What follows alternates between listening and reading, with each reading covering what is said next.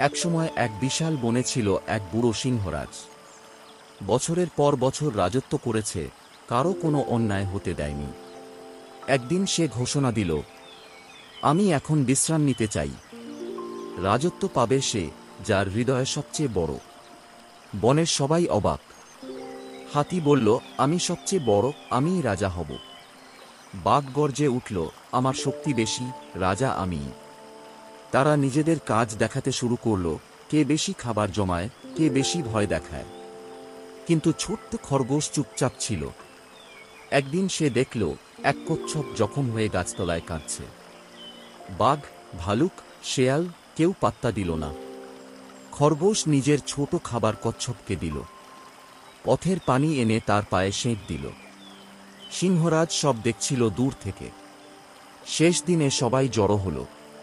সিংহ বলল, রাজত্ব মানে কেবল গর্জন নয়।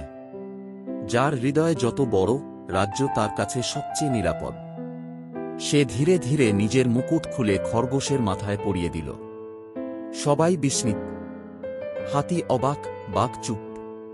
শক্তি রাজা বানাতে পারে, কিন্তু হৃদয়ে রাজত্ব ধরে রাখে। লাইক আর শেয়ার দিতে ভুলো না বন্ধুরা।